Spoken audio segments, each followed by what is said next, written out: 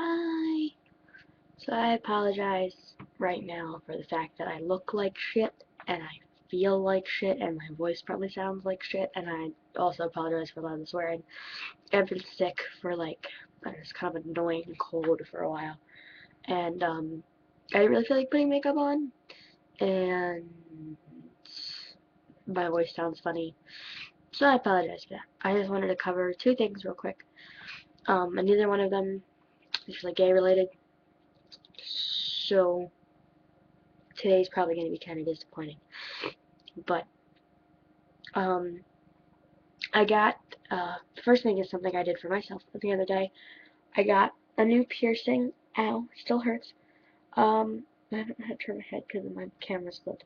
So I got a new piercing in my ear.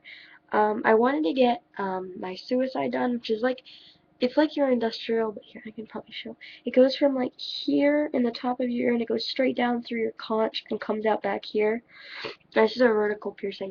And I wanted that, but the guy at the shop said my ears are too small and too flat against my head, and my conch is really thick, so the chances of it getting infected would have been about 99%. So we decided not to do that. But the guy, I didn't want to get my regular industrial done just because I don't really like how it looks. Ah, this hurts. So the guy at the shop um, made me this piece custom, which is nice of him because they don't really usually do that. And I went to Stonehouse Tattoo Studio, and the guy was really nice, and he made me, um, this custom piece, and it goes through different places than your industrial would. Like your industrial goes through like over here and more to the center. I wanted it a little bit smaller and not straight across like that. I didn't like how that looked. So it kind of goes through two different places.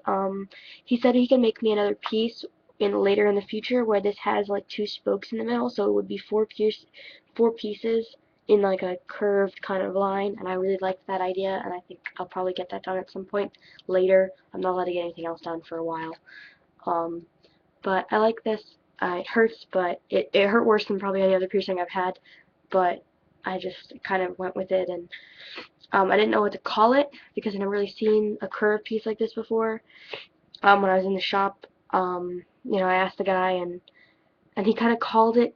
I think he called it the industrial wheel because that's what it kind of looked like, and I was like, that makes sense. So I've been calling it my wheel piercing. Um, just because I couldn't find a name for something like this anywhere online, and I didn't really feel like looking, but I wanted to have a word to describe it to people.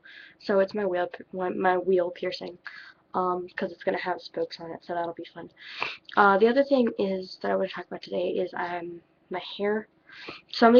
People keep asking me about my ombre hair. I didn't really like to do this for the ombre like effect. I didn't really want it to be that gradiated. I just wanted the bottom to be dyeable because the red, it makes it more faded when I have red dye in here, which I typically do, but right now it's just blonde. Somebody asked me how I did it and if I have any advice on doing it. I do have some advice actually. Don't, I've seen so many people do this and it's so stupid. I don't mean to insult anybody, but it's kind of dumb. Don't go out and buy regular hair dye, like blonde hair dye, if you have dark brown hair, and assume you can get away with not bleaching your hair and you can just dye the bottom half blonde. It might work for a few months, but it's basically just going to lightly coat your hair in blonde. It's not going to stay, it's not going to stick, it might come out in 2 days, it might last a couple months, but the maintenance for that would be ridiculous. Like it'd be expensive, and regular hair dye is expensive, and you'd be doing it like once a month. Like I used to dye my hair once every like 6 weeks, so I know that it's expensive, and I know that it takes a long process, and I know that stuff smells bad and you have to do it a lot. So don't do that. I also don't like, I don't know what brand it is. They have these commercials on TV all the time for like the Wild Ombre product where they give you a brush and you put the stuff in your hair.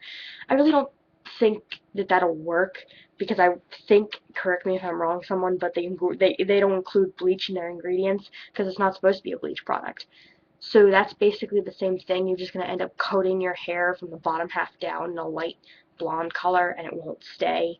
And a lot of companies kind of bag on that, like you're going to keep buying their product because you have to keep your hair up. What I do recommend is going out. I went to Hot Topic and I got mine, and buying bleach. Um, the best thing I recommend doing is a lot of these places you can get it, like Hot Topic. There are a lot of girls that work there dye their hair. You can ask them at the counter like any girl that dyes their hair, like don't ask some random person at the store because they probably won't know. But if you see a girl in there working or a guy in there working who has dyed hair that's a different color or that's blonde, ask them what they think you should use because they sell volume 30 and volume 40. Volume 30 of Manic, no, it's actually Raw Bleach is the brand, Raw Bleach.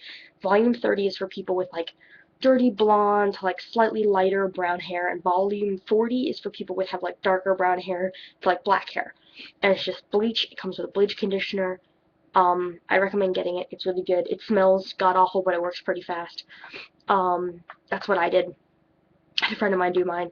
The other thing I think a lot of people don't do, and they complain that their bleach didn't work and they don't want to double bleach their hair, is they didn't use heat. When you put the hair down, when you put the bleach in and you wrap your hair up in foil pieces in big chunks, you have to blow dry your hair with a blow dryer on a high heat setting because that helps the bleach. And people think it's going to fry their hair. It doesn't. It might for a couple of days, but once you have conditioner and stuff, it ought to go back to normal. The heat helps activate the bleach and help it work faster and better, and it helps draw the pigment from your hair, which is what bleach is supposed to do, is bring the pigment up. And so when you do it, blow dry your hair like crazy. Just take a blow dryer and stand there. And I had the bleach in my hair probably for a little over an hour, which technically you're not supposed to do. My hair was really dark, and I didn't really care about frying it because I have a really nice, really good conditioner that I thought would bring it back to normal, and it has. My hair's not really damaged or anything. Really bad split ends because I have to get a haircut, but other than that, it's like, if you want to do more of a gradient effect of the ombre, I recommend bleach the bottom, whatever you want. Like if I were to bleach like this much first, heavy bleach. You can either do that and then go back in and bleach the top part with less time, leave the bleach in for a short period of time, or what's even a better way to do it is bleach from like here down for like 20 to 30 minutes, and then take the bleach that's left over and like with a little bit less bleach and bleach the bottom part again. I know you're not technically supposed to do that, but it's basically just when you pull this out and you wash it out real quick, go back in with the bottom and just keep going so that this part gets really blonde and this part gets like a lighter blonde and it fades into your dark brown hair color. I don't think that a lot of dark brown hair colors will work with that as well. It doesn't usually work as well. I've seen a lot of really bad ombre jobs, and people tell me mine's a bad ombre job. I really don't care. I like it. It looks fine to me. It curls over my ear the way I want it to. So the other thing I recommend if you're going to do this is if you have layered hair, it's a lot better. It's a lot more natural looking when it fades. When your hair is layered, mine is usually a lot shorter than this. It's grown out. Again, I need a haircut. But you can see my layers start like up here. They usually start around here. Like you can see my bangs are like to here. My layers usually come up to like here on my head. And then they wait on. I have a lot of them.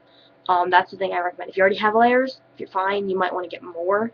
And then just go in and maybe do a specific length of each layer, which I did once, or you can just do a cutoff on the bottom like I did and try to have it diagonal so it frames your, not that way, like have it higher up back. I can't really show this. Have it higher up back here and cut diagonal towards your chin. It frames your face better and it looks natural and whatever.